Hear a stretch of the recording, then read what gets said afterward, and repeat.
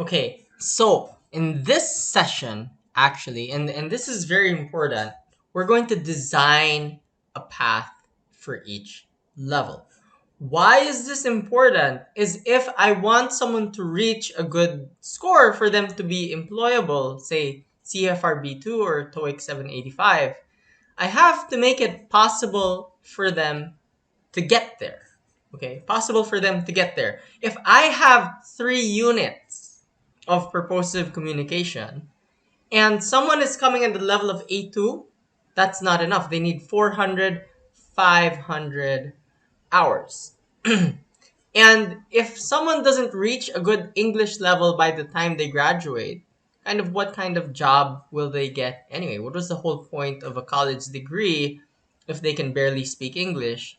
So I think the people who do this training involved in language learning in college do have that responsibility to help uplift lives. If we only do our 3 units of purposive communication and that's it, then what chance does that student have? So this session, actually, the important thing for every single person to do is, if someone knows what CFR level they have, is to tell them this is what you have to do. You don't have to just teach, it might only take 30 minutes. If you have 3 units, say 30 minutes. This is the path you can take for free. You need to reach B2. Your level is not enough for you to get a job, and it will change your life if you can speak English. But it's important that you're able to tell them this and not just let them go through life thinking everything's going to be okay. They're going to apply for 100 jobs. They're going to be underemployed for the rest of their lives because they never knew their score and no one ever gave them a path to reach that level, which is B2, which is what they need to get a job. So this is super important that people will know how to create that path and just tell them this is what you need to do. This is what you could do to reach CFR B2. Okay, so this is the icebreaker. I really should pause it here and some, I hope if I'm this can be facilitated. But so for example, if I'm coming from zero and this is okay, I want to learn Spanish because if I learn Spanish, my pay becomes times three in the BPO, and that's true. If you speak if you're a local language speaker, so you don't speak English, you make minimum wage. If you speak English, your salary then doubles. You make like 20K, 30K, or so, 20 to 30, that range. And then the foreign language speakers get a bit more than that. But again, when I say, imagine a college degree holder who can't speak English, they get stuck on minimum wage, right? In the IT BPM industry. And just by giving them that path, they can double their salary for the exact same job. That's why everyone here is super important to know how to give them that path. So, for example, if there's someone a zero learner, wants to be proficient, budget of 20,000, how would you spend that? I'm going to pause and then we're going to review some answers. So, 5, 4, 3, 2, 1. Okay, so coming back, what could I do? So for example, if I if I know zero about a language, maybe I could start by downloading the Duolingo app and I'll do that for 100 hours, just to get the feel of a language. And then later, maybe I do a YouTube course, just the basics. And then maybe I'll start by attending my first classroom training. Maybe I have 100 hours of that. So far, the Duolingo app would be free. The YouTube video would be free. And then my first 100 hours would cost me 5,000 pesos. So I would maybe be able to do 150 hours. And I spent 5,000 pesos. I have 15 left. And then maybe I'd buy myself a textbook. So maybe I'd buy 2 textbooks, so 3,000. So then I have 12,000 pesos left. And then maybe I do a bit more Duolingo, so I keep doing that. And then I'll attend another 100 hours of classroom training. So maybe that cost me another 5,000. Then I'd have, say, 7,000 left. And then the rest I just spend on one-on-one tutorial for that, maybe certification exam to really get me there. So maybe what this is showing is the path to proficiency isn't all classroom. And it's important to see the different costs, right? So textbooks, even if it's 1.5, it's cheaper than classroom training generally. Software, even if it looks expensive, it tends to be cheaper than things like one-on-one tutorials or etc. So it's showing that there's many ways to proficiency, and it's also showing that there are different costs. Because when you are an administrator or a dean, it's not about everyone how many units, but it's about how can I make my students proficient, employable with a certain amount of budget that I have. So, for example, we look at a number that looks big. Say, I look at a huge number like 1 billion pesos. That's more than we could have ever imagined. I mean, it's a huge number, right? But let's divide it by the number of Filipino higher education students. That's 3 million, right? Roughly. So the budget for each is only 300 pesos. Diba? So that's only 6 hours. 1 billion pesos only buys 6 hours of classroom training. And they need 500. So really, if we were to look at only classroom training, only classroom training, the answer is it's not enough. Imagine 500 hours to become conversational, but 1 billion pesos only buys 6 hours for every student. So here is where we have to be able to know how to create that path for someone to reach the level they want. So here, in all schools, nearly all schools, it is a heterogeneous set of learners with different skill levels. How do we design an effective learning path for everyone that is cost effective? Okay, and I'll just show you this video. And at the end of the video, I just want everyone to look, this is a guy from Indonesia. He says, my English is good. It's B2. I'm looking forward to reaching C1. And now we are in a global workplace, right? People are doing remote work. We're not competing with our seatmate. We're competing with people in India, in Indonesia, and they're studying hard. And a lot of them, Indonesia, well, Malaysia, Vietnam, Thailand, they know what the CFR is, and the government's putting extra work into that. And our students need to know I'm not competing with my neighbor, I'm competing with the rest of the world. So we really have to reach that B2 level for people to have a chance to become employable and change their lives. Okay, so Cavite is a big state anyway, a big province. But look, this is a typical classroom that you would see. I think this would be somewhere. I think this is for somewhere in the middle, maybe sophomore students that you have a large set in B1, right? So you teach them B2 skills. But look, 7 students are in A1 or lower. 7. That's about, and you have 44 students in A2, right? So in A2 in Malaysia, that's grade 3. Okay? This is big. This is not like a small number. This is like, what is that? It's like 20% are in grade 3. And when they graduate with their diploma in something, but their English in grade 3 is grade 3, what chance do they have? So it's everyone in this room who has to say, maybe I don't have enough time in my hours, but I can show them the way that, hey, you can go to this YouTube video, you can download the Duolingo app, this is how many hours you need, and by the end of it, this can change your life, right? So they just need that 30 minutes at the end of maybe the last session of Purposive Com, go over the CFR, what it is, what level they need, why. You can bring up the BPO, you'll double your stuff from minimum wage, at least you'll earn double for the same, you just learned English. It doesn't have to be expensive. And I think that kind of intervention, showing everyone a path and making resources available, is what we can afford. So we can't really afford classroom training for the whole country, but we can afford to make all the material free and showing people the way that this you need to reach a B2, and these are the materials available, and this is how much time you need. So this is what this session is about, really giving everyone a different path. So the people in B2, you say, okay, you don't have to do anything, 0 hours. The people in A1 to A2, you need about 500 hours. And the people here in the 90 students, you just need maybe something like 200 hours. And they all get different paths. Okay?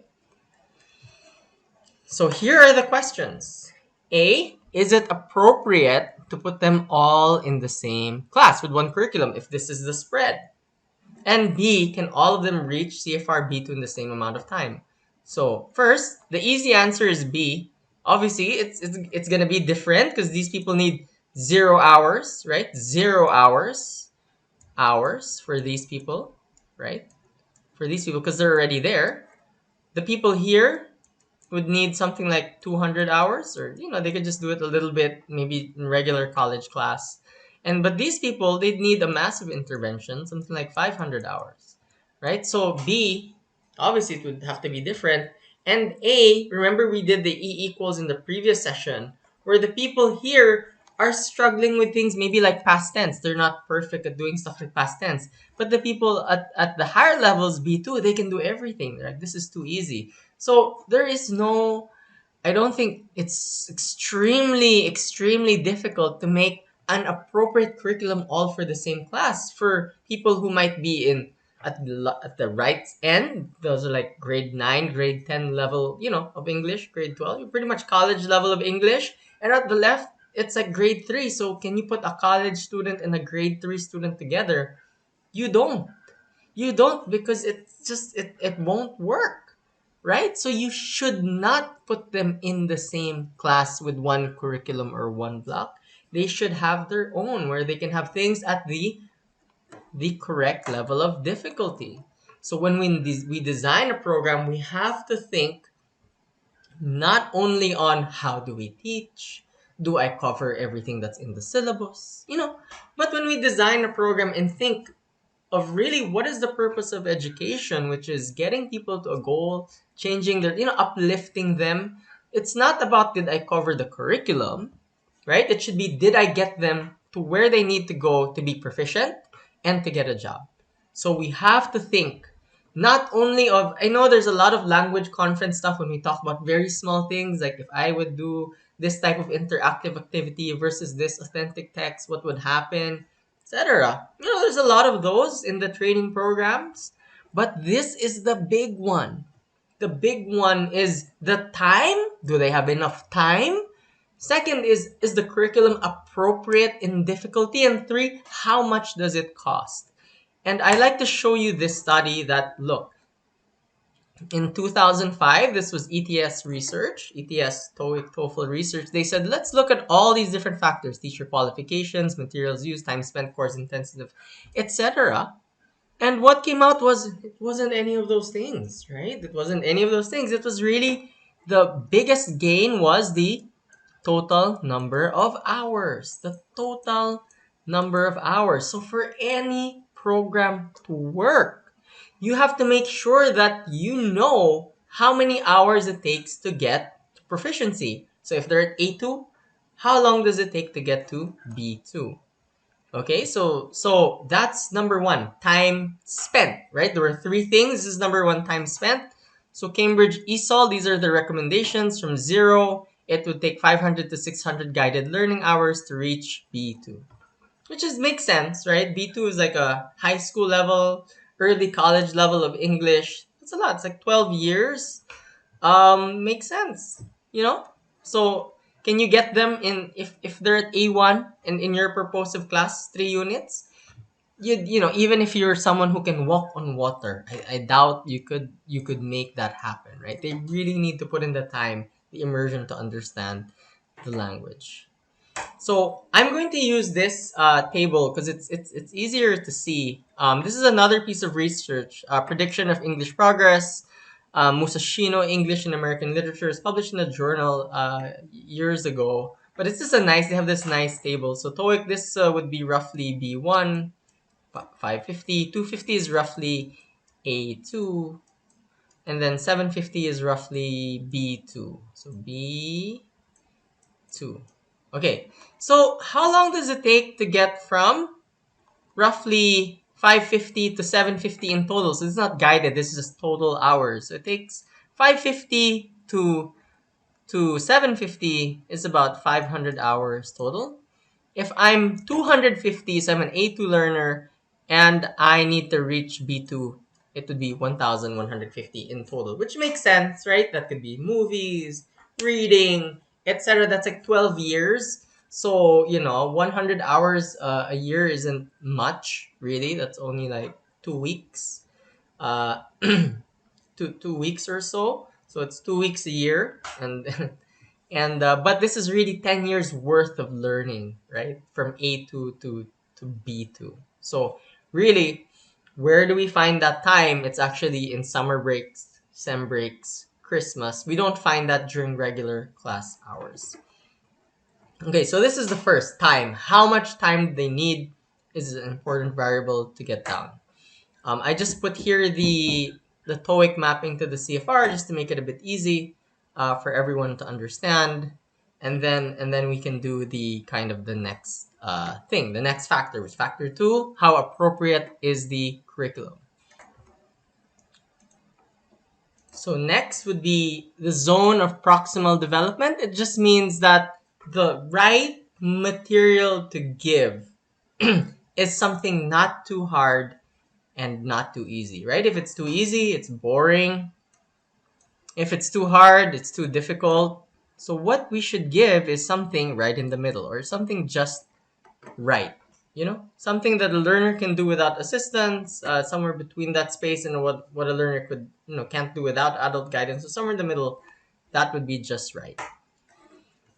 So some of you have seen maybe the Lexile framework for reading, and I'm showing the table here that sometimes we think it's the Lexile framework is very expensive, costs a lot of money.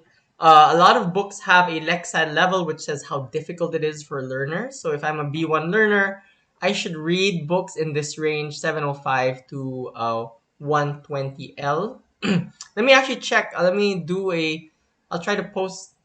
What, 1 second. I'll put a website to show you the book. So I'm showing you here the Amazon website, right? And remember, it says B1 is 705 to 120L.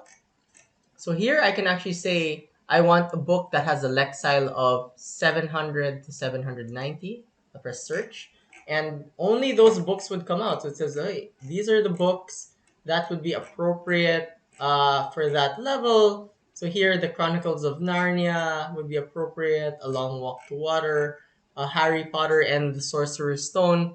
So we can actually match CFR scores using this Lexile framework and give people books of the appropriate difficulty, right? Using most of the Lexile.com does it, and Amazon, a lot of the online booksellers do have Lexile scores, and it really helps people understand what books work and what books are too easy and what books are too hard. Okay, so moving back to the slides, we can actually see that based on the level of CFR, we can find something appropriate for them, right? So here, Lexile, if they say if the score of the learner is rated at 1000L, that's I think roughly a B2, I think. Somewhere between B1 and B2, and I give him a book at 1000L, they give him a forecasted comprehension of 75%. So 75% comprehension is not too hard, not too easy, basically there in that zone of proximal development. And let me actually show you this. So this is purposive communication, right? Describe the nature, elements, and functions of verbal and nonverbal communication in various multicultural contexts, right? And the questions are, what CEFR level is this appropriate for? That really looks like B2 C1. Actually, that looks like C1 level work. It's very advanced language. What should be the minimum CFR requirement? Oh, can an A2 learner do this? No, I think it should be B2, right? But imagine in most college classrooms, many college classrooms, there are students who are A2. We saw that university in Cavite, which has a good level of accreditation, and you have students who are in A2. So how can they do this work, right? Should an A1 level learner even be allowed in this course, or is it too hard for them? Right? So those are the questions. And That's why it's it's good that we have the CFR, so we can really say this is why it's too hard. Okay, so last piece would be the third factor, which is cost, right? So basically, it's not all, we have different options, especially now. I hope post pandemic, there's the classroom, which is face to face, blended, which is kind of half and half, live remote, which is just like a Zoom call or a Google Meet, and then on demand remote, which is just self paced learning. And classroom is the most expensive, and on demand remote is the cheapest. So here's the thing, right? That classroom probably is the best way to teach. But maybe it's 20, 30, 40% better. But on demand remote is how much cheaper? Maybe it is 2000% cheaper. So classroom is 40% better, but on demand remote is 2000% cheaper, right? So it is really a battle. It's really saying it's really a choice. And what we have to understand is when the government says a big, okay, say we have 1 billion pesos, but it has to go to 3 million learners, and we're not a rich country that says, oh, let's just make it 100 billion, right? Maybe say, okay, a billion's asking a lot, but 1 billion in higher ed is only 300 pesos per student. So no way it can be in the classroom setting fully. Maybe it can be a little bit live remote and a lot of on-demand remote, right? Because that's just the country you live in. But for them to have a chance to reach B2, that's kind of, we have to look at these options way more than we look at these options, right? Because this is expensive. But and our goal is not to say what is the best. Our goal is to get them to the end. Our goal is not saying take a Ferrari, right? Our goal is not saying take a Ferrari. Take the most expensive option that's the best. That's not our goal. Our goal is to get you to the end, right? Whether that be by tricycle or jeepney or bus. Our goal is to get you on the end, and this is the amount of money we have. Because we want you to improve your life. Like, what's the point of a Ferrari if it only goes 1 kilometer versus a bus for the same amount can go 100 kilometers, right? We want them to go as far as they can, not the fastest. We don't, doesn't matter how fast they get there, but we want them to go the furthest. That I think is the goal when we look at cost. So this is something I worked on, and this was how long ago these slides were. I think these were June 2022. So I did work with Duolingo, working on the as a contractor, working on the English for Tagalog speakers course, and now it covers everything up to A1, a little bit on A2 content, but it's free.